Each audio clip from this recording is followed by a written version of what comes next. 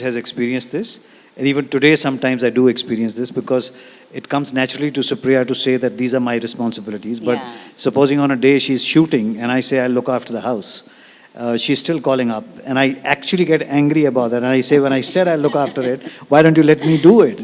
So it's a mindset which needs to change on both the sides, more on the side of the male, but also on the side of the woman. But the way people have reacted to it, and it's resonated so well with so many people, I think we're ready for change. Don't you think we're ready for that change? We're ripe and ready. And yeah, I think what we're talking about is also the metropolises where we are ready, maybe. In the interiors, as she's saying, we really need to bring about that change. And a lot of work has to be done to make the women realize that, look, it's not your incompetence. But it's a necessity that, you need to have somebody share the load. So that, I think, is a message that we really need to penetrate still more into India itself. Now, Ariel conducted a survey a little while ago, and that has some messages for us too. Some men and children were interviewed and asked. Okay, are they going to be on stage? Or as per that survey, on the one hand we talked about how we are ready for change, but yet more than 70% of Indian men believe household chores are a wife's job, and more than 70% of children believe that household chores are basically their mom's job. And the fact that they're both 70%, exactly, it says everything, doesn't it? Yeah. It's all about mindset. What would you like to say? And it's all about still being able to penetrate in mindset change. So definitely starting from home, setting examples as what is mentioned in the film, but it needs to go beyond to say what's happening in school, playgrounds. Do women get access to playgrounds, or they are put into a C1 class or something like that? So every step of this division of labor that gets reinforced, we need to challenge. And that is what we are hoping to do along with this campaign is over.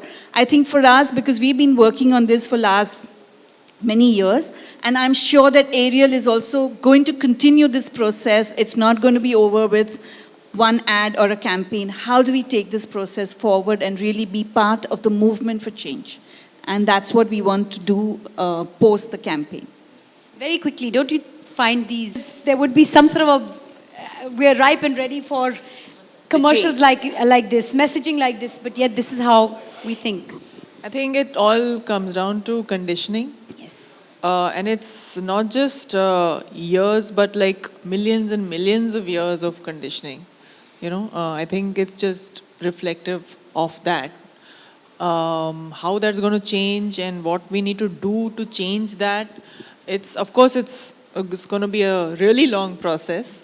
It's the first step in the right direction. Yeah. I mean, and even a small step is welcome in this direction. Yes.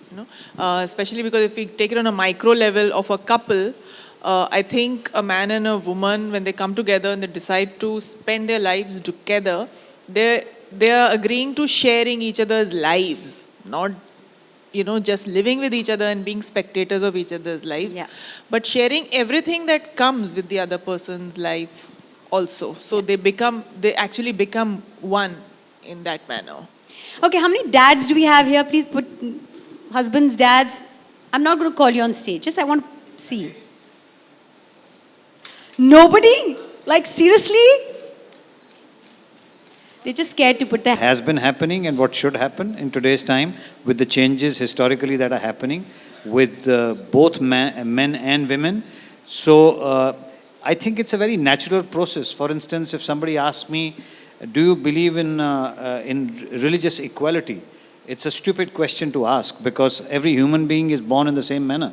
Therefore, you define his life after the child is born. So similarly, for a thing of two human beings, whether it's a man or a woman, there should be equal share of load. It should be as simple for anybody to understand. And those who don't understand need to educate themselves. So let's try and open up our minds and say that whatever we have been conditioned to, let's look upon it in an objective manner and see where we stand today and have today's look and see how we can take society in a progressive manner in the years to come. I know I said last word, but Supriya ji, last thought, a final Not thought. the of last word. She always has the last word. Yes, I always have the last word, and that's how it should I love be. this relationship. It's a great relationship. It's an unequal relationship in the opposite way. Well, I would personally say that the fact that there is still these statistics, there is a lot of work still to do. And I think as the media is here, I would say the media really can help, as it does in most of the things.